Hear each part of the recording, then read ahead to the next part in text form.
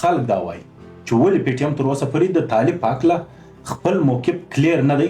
ویلی. موږ د دې ریاست د دې پراکسي تنظیمونو سره کار نه دی، د دوی دغه بادار سره زموږ کار دی چې چا جوړ کړي، او دا د دې ریاست خواهش دی چې دوی له موږ څخه مخ واړي او دغه د دوی د پراکسیانو سره موږ اخته سو. پر لشکر باندې خورا ډېر نیوکې وسوې. خلک وایي چې دا لشکر د دې وطن د بربادۍ سبب جوړیږي. ته خو د ډیرو پارټیانو کارکنان خپل مشر ته د نازه سر لشکر وایي، نو چې یو سړي ته سر لشکر ویل کیږي، هغه سر لشکر به بیا د لشکر د نوم څخه ولې ویریږي؟ دا په خپله یو سوال دی. بیا دا لشکر څه وسلوال لشکر خو نه دی چې موږ دا په پښتونخوا وطن کې یو نوی جنگ په راولو. خلک دا وایي چې دا ستاسو د پریکړې نتیجه ده چې نن پی ټی ایم دا ځای ته رارسېدلی چې د سنګ ټول ملګري ځینې ولاړه، مخلص ملګري ولاړه، پر میدان تش مریدان پاته دي. خلک تللي دي، هغه تر پی ټی ایم یو اسانه لاره ځان ته خوښه کړې ده، هلته تللي دي، هلته داسې دوی په تکلیف نه دي. ولې د پی ټی ایم لاره ژوندی مثال علي وزیر دی چې نن هم دا دی د سیند په زندانو کې ناست دی، یو کیس هم نسته. پر د درواغو دونې کیسونه پر جوړ کړل چې اوس دا ریاست په خپله شرمیږي چې نور درواغ د دوی سره سته نه چې د درواغو نور کیسونه پر جوړ کړي، بس اوس بغیر کیسه په زندان کې ناست دی. سمد اجي لوی مثال دی چې دا د نن د یو کال پرسو د سیند د دادو په زندان کې ناست دی. نورلا ترین، هاني پښتون او ورسره 15 زموږ نور ملګري دا یو نیمه میاشت اوس ول ژوندي ورک دي، هیڅ ته پته نه سته، نه په یو جیل کې سته، نه په یو تاڼه کې سته، نه یو عدالت ته پیښي، او دا د پوجانو په ټارچر سیلو کې دي. نو د پی ټی ایم لاره خدا ده، د پی ټی ایم په لاره کې خو د ګیلمن شهادت تاسو ولیدي، د ارمان نونی شهادت ژوندی مثال دی، د عارف افغان شهادت ژوندی مثال دی، د خړ کمر پیښه تاسو درواخی، د شپږم جون وانه پیښه تاسو درواخی، یا دا اوس چې د پی ټی ایم نور څومره ذمہوار ملګری دي تر 4.5 زیات ملګری په فورت شیډول کې دي. په فورت شیډول باندې خلک خبر دي چې په دې کې ریاست کم بندیزونه لګوي. زموږ داسې نور پر ملګرو باندې په سوو کیسونه دي. منظور احمد پښتون ته د مرګ غواښونه دي، د خودکشو دماکو انتظامات ورته سوي دي، ډیرې داسې پیښې سوي دي. نو لہذا دا د پی ټی ایم لاره ده. اوس دوی دا وایي چې پی ټی ایم تر منظور پښتون محدوده سوی او دا هر څه چې دي د ډایسپورا سره کنټرولېږي. ډایسپورا سره د هلته هم سره روان کړي دي. دا ریاست دا دلته پر پی ټی ایم باندې بندیز ولګوي، کاله دمه کوي. زموږ ملګری فورت شیډول ته واچول، زموږ ملګری په زندانو کې اچولي دي، لیکن الته په ډایسپورا کې د وس نه رسیږي.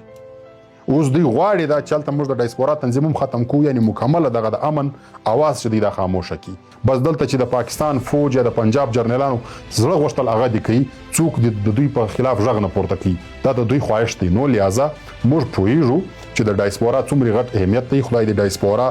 میشت پښتانه ژوندي لري، او دا خبره نه ده چې پی ټی ایم د ډایسپورا تر بیانیې لاندې دی. ډایسپورا زموږ تنظیم دی، زموږ د تنظیم یو ځلې شاخ دی.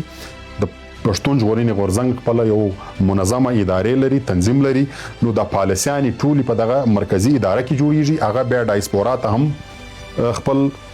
لایعمل ورکوي. له نن څخه یو کال وړاندې کله چې د پښتون ژغورنې غورځنګ تر نظارت لاندې د خیبر جرګه وسول، د هغې وروسته بیا تر دې دمه پورې د پی ټی ایم مشر منظور پښتون په عملي طور میدان ته نه دی راغلی. ولس خورا ډېر سوالونه لري، خو لا تر اوسه د دې سوالو ته ځواب نه دی ورکول سوی. په همدې هکله د پښتون ژغورنې غورځنګ له ایالتي مشر نور باچا سره خبرې کوو. ډېره زیاته مننه نور باچا صاحب د وخت راکولو. دا راته ووایاست چې یو کال وړاندې چې کله د خیبر جرګه وسول پر پی ټی ایم بندیز ولګېدی، د هغې وروسته تر اوسه پورې منظور پښتون په عملي طور میدان ته نه دی راغلی. ولس ډېر سوالونه لري، خلک هم سوالونه کوي، او دا ویل کېږي چې تر اوسه پورې پی ټی ایم د طالب یا د ټي ټي پي په هکله پورې کلیر موقف نه دی مخته راوړی. ډېره مننه عثمان خان ستا او ستا د چینل چې موږ ته مو وخت راکوي. لکه څنګه چې تا وویل چې یو کال مخکې د اکتوبر په میاشت کې موږ جرګه وکړه. دا جرګه د پی ټی ایم په کوربتوب وسوه، خو دا جرګه د پی ټی ایم نه وه، دا د ټول پښتون قام وه چې په دې کې د پښتون قام د هر مکتبه فکر خلکو په دې کې شرکت وکړي، او د دې لپاره د پښتون ژغورنې غورځنګ ملګرو ډېر زیات مهنت وکړي، ډېرې زیاتې خوارۍ وکړي. ولې چې دا د ډېره وخت څخه د ټولو پښتنو یو خواهش دا و چې ټول پښتانه مشران پر یو ځای سي او د دې قام د اجتماعي پریکړو لپاره اجتماعي فیصلې وکړي.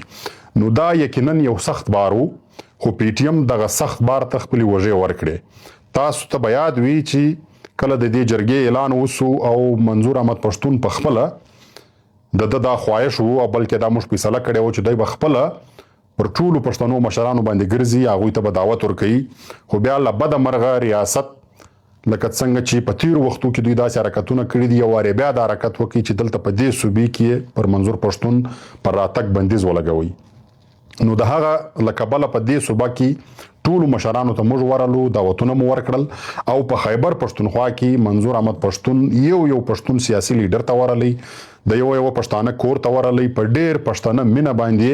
د دې جرګې دعوت هغوی ته ورکړي. خو چې بیا کله دغه جرګه رانږدې سوله د ریاست د خوا د سختو بندیزو سره موږ مخامخ سو. تاسو ته به یاد وي چې په دغه شپو کې زموږ ډیری ملګري زندانیان سول، ونیول سول او ټولې لارې وتړل سوې. زموږ ملګري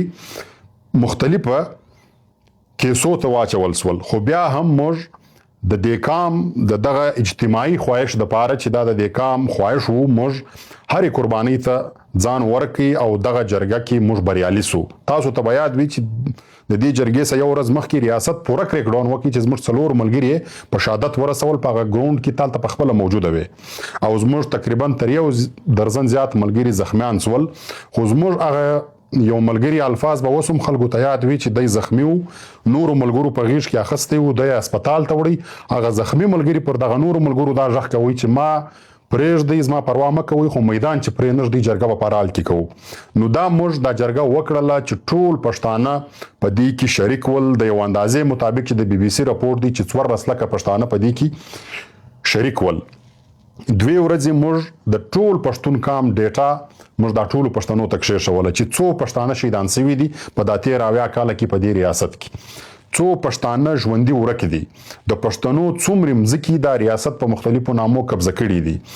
څومره دماکې سوي دي په دې وطن کې، څومره ماشومان زموږ مړي دي، څومره زموږ زنانې په دې کې مړي دي، څومره علما کرام مړي دي، څو پروفیسوران مړي دي، څومره وسایل زموږ لوټ سوي دي. دا یقینا دا یو ډیر تاریخي کار وو چې دا پښتون ژغورنې غورځنګ وکړي. دا په دا 13 کاله کې هیچا هم نه وکړي چې د پښتانه کام یو مکمله ډیټا راټوله کړي. دا ډیټا د پښتون ژغورنې غورځنګ ملګرو د سر په بدله راټوله کړه، موږ دا کام ته کښېښوله. بیا په 3 ورځ دغه د کام کم مشران چې دغه کام را وټاکل، هرې پارټۍ موږ ته یو کس راکړي، او تقریبا د هر مکتبه فکر خلک چې راغلي وو هغو موږ ته یو کس راکړي، او داسې چې د هرې ولسوالۍ څخه څومره پښتانه راغلي ول هغو په خپله خوښه یو نماینده موږ ته را وټاکئ چې دا ټوټل 80 کسان جوړ سول. نو دا 80 کسان بیا یو ځای سره کښېنستل، دوی ته موږ دا اختیار ورکړي چې اوس د دې ټول کام د دې ټولو جرګې اختیار ستاسو سره دی. تاسو چې د دا کام سره هر څه ظلم سوی دی، ناروا سوی دی، ومولیدل، اوس تاسو فیصله وکړئ، دا کام ته واوروئ، تاسو د دې کام ججان یاست. نو بیا هغه 80 کسانو چې کومې پریکړې کړې وې هغو هغه پریکړې مشر منظور احمد پښتون ته ورکړې چې هغه د 14 اکتوبر په شپه باندې پر سټیج باندې ټول کام ته بیان کړي. بیا د هغه د پاره ترتیب دا کښېښول سو چې ریاست ته 2 میاشتې وخت ورکول سو چې په 2 میاشتې کې تاسو دغه زموږ غوښتنې که تاسو نه راسره منئ، بیا به دغه جرګه یو نوی لای عمل کوي. خو تاسو ته معلومه ده چې کله 2 میاشتې وخت پوره سو نو منظور احمد پښتون میټینګ کال کوي. دا خو د جرګې خبرې وي، خو دلته ځینې سوالونه داسې دي چې دغه جواب ضروري دی چې باید ورکول سي. ولې پی ټي ایم تر اوسه پورې خلک دا وایي چې ولې پی ټي ایم تر اوسه پورې د طالب په هکله خپل موقف کلیر نه دی ویلی، په ښکاره یې نه دی ویلی؟ ګوره خبره داسې ده چې زه به دا خبره وکړم چې په دې وطن کې که د کلیر موقف خبره سي نو د پښتون ژغورنې غورځنګ واضح سپین بربند موقف د هیچا سره هم نسته چې اول ورځ موږ هغه موقف یې دی.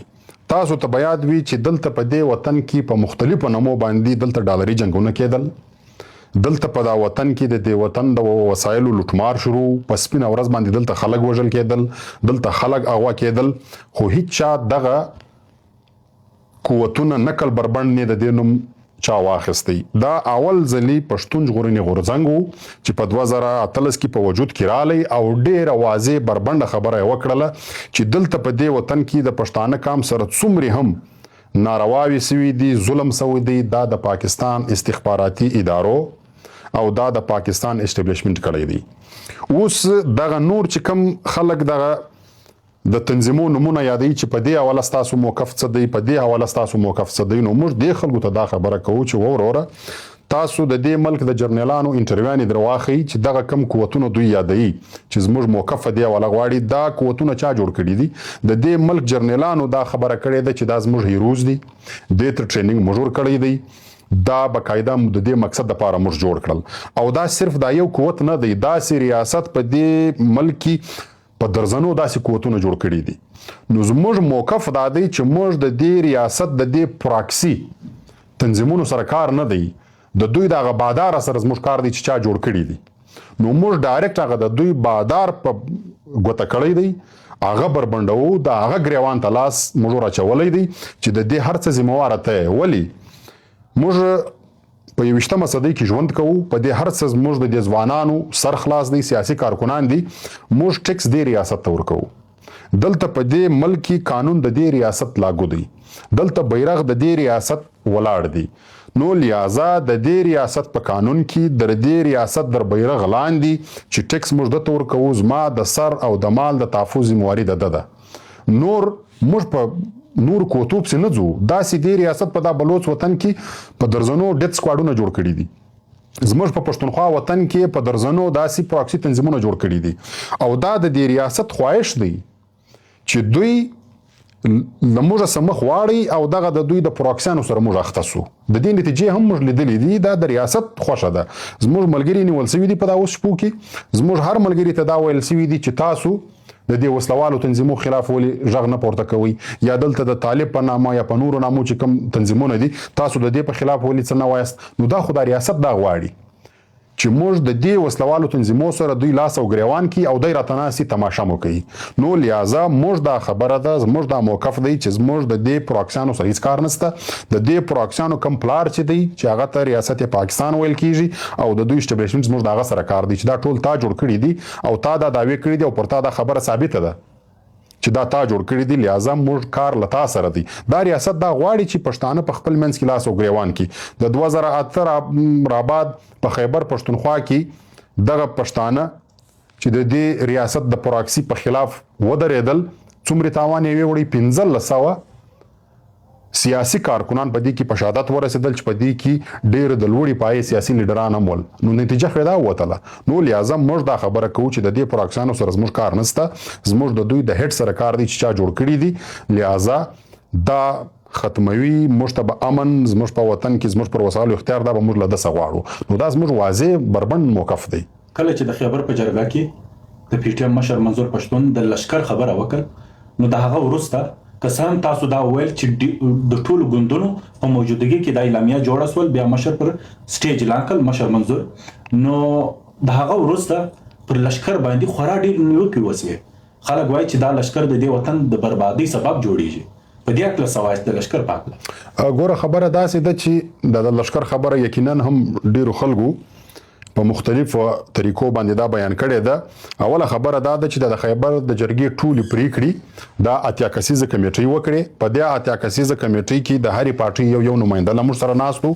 او د پښتونخوا وطن د مختلفو طبقو خلک ناستول دا پریکړې دوی وکړي او منظور احمد پښتون ته ورکړي چې ته بیان کا نو په هغه کې یو د کامل لشکر خبره هم و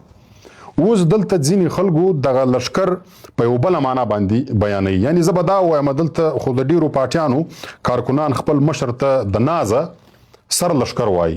نو چې یو سړی ته سر لشکر ویل کیږي هغه سر لشکر به بیا د لشکر د نوم سره ویریږي دا په خپل یو سوال دی بیا دا لشکر څه وسلوال لشکر خو نه دی چې موږ دا په پښتونخوا وطن کې یو نوې جنگ پراولو دا یو کامل لشکر دی چې تقریبا هر پښتون لیډر په خلو کې به تاسو اورېدلی وي د خپل تنظیم ته دا اکثره د لشکر نوم ورکړی دی یعنی دا یو کامل لشکر دی چې دا په دې وطن کې د امن راوستلو لپاره یا د دې جرګې پریکړې چې سوي ولې دې ته عملی جامه او راغوستلو لپاره به دغه لشکر کار کوي یعنی که دغه جرګې اعلان کړی ولې چې په پښتونخوا وطن کې هړتال دی نو دا کامل لشکر به راوتی دغه هړتال به کامیاب کوي که دې جرګې دا اعلان کړی ولې چې په دې وطن کې موږ احتجاجونه کوو مظاهرې کوو لاریونونه کوو نو دا کامل لشکر به راوتی دغه مظاهرې د احتجاجونه به کول دا د هرې ضلعې څخه موږ 3 زره کسان وغوښتل او د هرې پارټۍ څخه موږ وغوښتل نو دا به زموږ یو قامي لشکر وای یو قامي تنظیم به ولای او دغه د جرګې پریکړې به عملي کولای پر مخ باندې به وړلای د دې لپاره به مزاحمت کولای خو د بده مرغه موږ دا خبره وایو چې دا خلکو په یو منفي اړخ باندې خلکو ته بیان کړله جبکې دا زموږ د قام د پرمختګ لپاره او د دې جرګې د پریکړو د عملي کولو لپاره موږ د قامي لشکر خبره کړې وله او پر دې باندې د اتیا کسان ټول متفق ول خلک دا وایي چې دا ستاسو د پریکړې نتیجه ده چې نن پی ټی ایم دا ځای ته رارسېدلی چې د څنګ ټول ملګري ځینې ولاړه مخلص ملګري ولاړه پر میدان تش مریدان پاته دي خلک اوس دا الزامونه لګوي یقینا خلک به مختلفه خبرې کوي موږ به دا خبره وکړو چې آیا دا کم کسان چې تللی دي چې دا خلک یې یادوي د دې کسانو څخه دې وپوښتل سي چې آیا دوی پر یو نظریاتي اختلاف تللی دي دوی د پښتون ژغورنې غورځنګ پر منشور باندې نیوکې درلودې چې تللی دي که دوی په خپله خوښه باندې تللی دي نو لہذا موږ دا خبره کوو چې د پی ټی ایم کومه لاره چې دا ډېره سخته لاره ده نو کم سړی چې دغه لاره نسي پاللی هغه ځي د هغه مخلاص دی موږ څوک نه دی راګرځولی هغه به ځان ته تر دې یو اسانه لار ګوري او زه به دا خبره وکم چې کوم خلک تللی دي هغه تر پی ټی ایم یو اسانه لار ځان ته خوښه کړې ده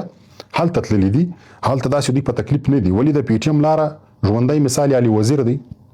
چې نن هم دا د سیند په زندانو کې ناست دی یو کیس هم نسته پر د درواغو دونې کیسونه پر جوړ کړل چې اوس د ریاست په خپله شرمېږي چې نور درواغ د دوی سره سته نه چې د درواغو نور کیسونه پر جوړ کړي بس اوس بغیر کیسه په زندان کې ناست دی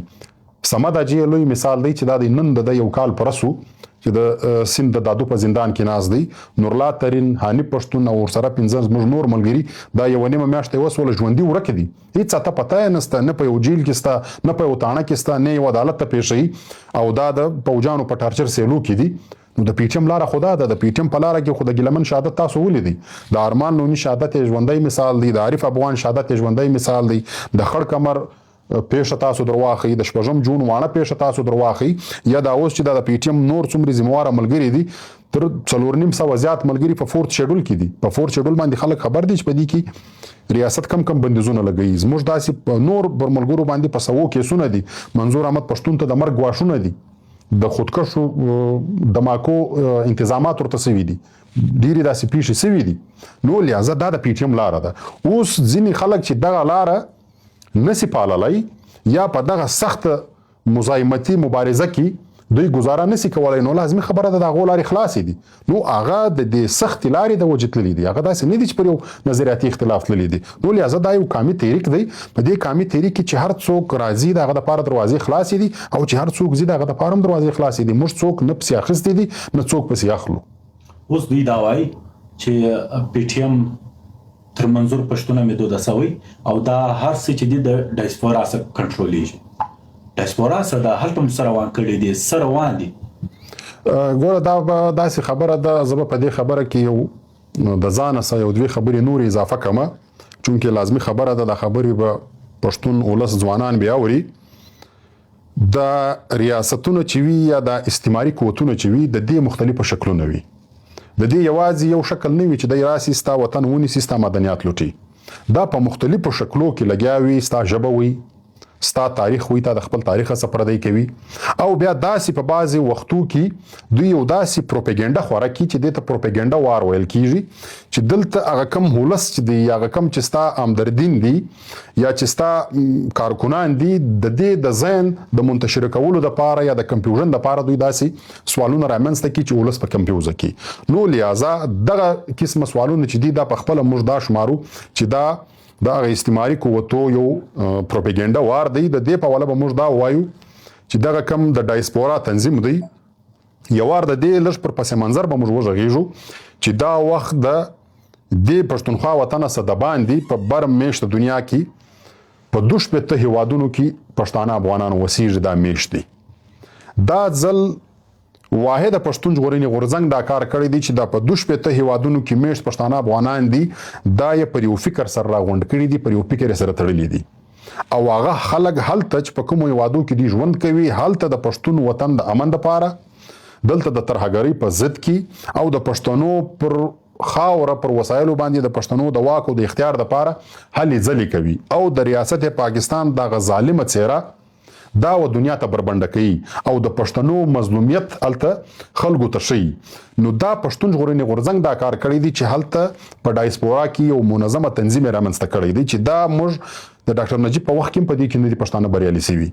دا د نور محمد طریق په وخت کې پښتانه نه دي پکې بریالي سوي، بیا دا چې راځي تر دا اوس 2013 پورې په دې کې پښتانه نه دي بریالي سوي. نو دا پښتون ژغورنې غورځنګ دا کمال وکړي چې هلته برمیشت افغانان پر یو پلیټ فارم سره راکوړه کړل، پر یو سوچ سره راکوړه کړل او هغه نن لګیا دي د خپل وطن لپاره هلې ځلې کوي. نو لہذا دوی چې دغه پر ډایسپورا کم تنقید کوي موږ ته دا اندازه راکوي چونکې دا ریاست 2-3 ځله موږ ته د مذاکراتو دپاره به افر راکړی وو، موږ هلته ورغلي یو د دې سره کښېنستلي یو. دوی په مذاکراتو کې موږ ته دا خبره کړې ده چې تاسو د بر میشت هلته کومه ډایسپورا تنظیم چې دوی دا ختم کوي.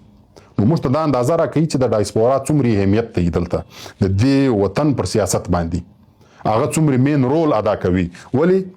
دا ریاست دا دلته پر پی ټی ایم باندې بندیز ولګوي کاله دمه کوي، زموږ ملګری فورس شیډول ته واچول، زموږ ملګری په زندانو کې اچولي دي،